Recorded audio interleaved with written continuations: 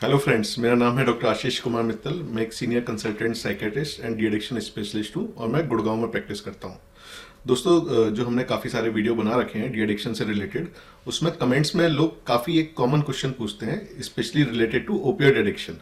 Opioid जैसे लोग अफीम लेते हैं, स्मैक लेते हैं, चिट्टा लेते हैं, हीरोइन लेते हैं, ब्राउन शुगर लेते हैं, और या फिर कुछ कैप्सूल्स लेते हैं, या ट्रामाडोल की गोलियां लेते हैं, टेपेंटाडोल की गोलियां लेते हैं, कफ सिरप यूज़ करते हैं। उसका एडिक्शन ओपियोइड एडिक्शन में आता है। काफ़ी लोग इंजेक्शन भी लगाते हैं ओपियोइड्स के।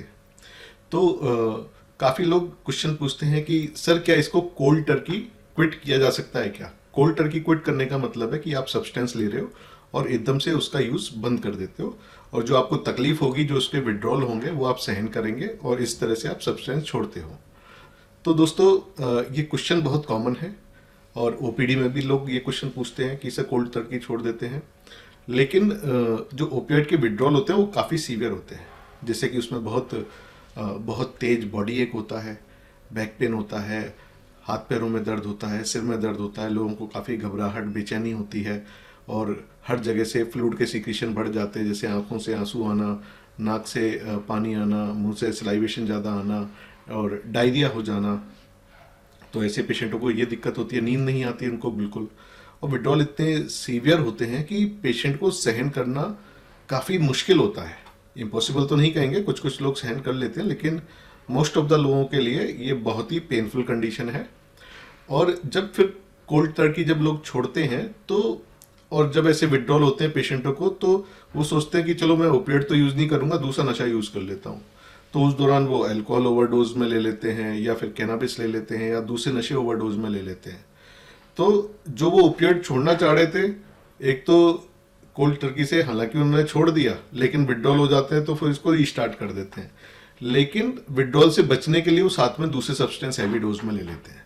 तो काफ़ी बार तो ऐसे एक्सपेरिमेंटेशन में जो सब्सटेंस वो पहले नहीं लेते थे, नए सब्सटेंस उनके चालू हो जाते हैं कोल्ड टर्की छोड़ने से।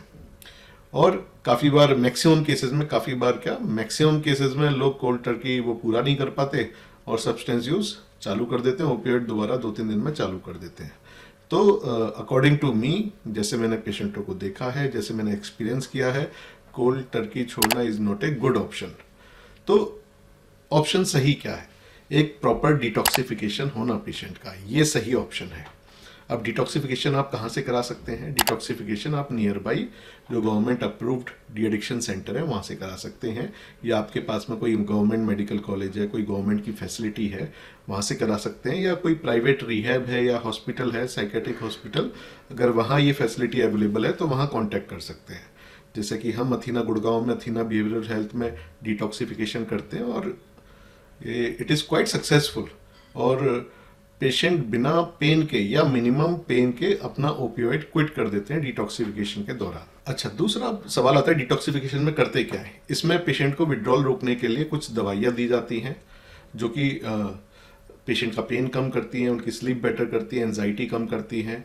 कुछ लॉन्ग एक्टिंग उसमें ओपियोइड भी होते हैं, जिनको चालू करके फिर धीरे धीरे 10 से 15 दिन में या 20 दिन में उसको बंद कर दिया जाता है, डिपेंडिंग ऑन पेशेंट एडिक्शन। तो इस तरह से डिटॉक्सिफिकेशन का प्रोसेस चलता है। और फिर डिटॉक्सिफिकेशन करवा के कुछ दिनों के गैप के बाद कुछ एंटागोनिस्ट मेडिसिन भी पेशेंट को अगर दें तो बहुत अच्छा रहता है। तो उससे लॉन्ग टर्म में पेशेंट के रिलैप्स बच जाते हैं।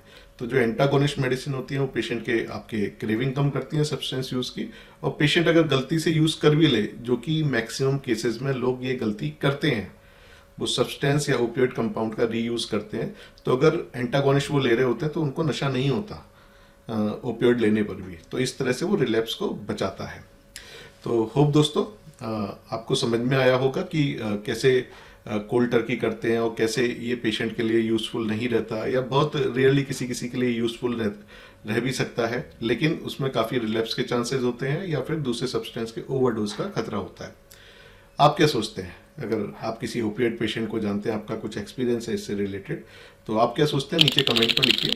और दोस्तों, इसी के साथ हमने अपना मेंबरशिप पेज भी चालू कर दिया है यूट्यूब पे, तो आप हमारी मेंबरशिप ज्वाइन कर सकते हैं। उसमें हम स्पेशल वीडियो डालेंगे, और कुछ हमारे जो स्पेशल जो मेंबर्स के सेमिनार होंगे या वेबिनार होंगे, उसमें आपको आने का मौका मिलेगा, जिसमें आप डायरेक्टली मेरे से क्वेश्चन कर सकते हैं। दूसरा, जो हमारे मेंबर्स हैं जो कमेंट करेंगे, उनको प्रायोरिटी में हम रिप्लाई भी करेंगे।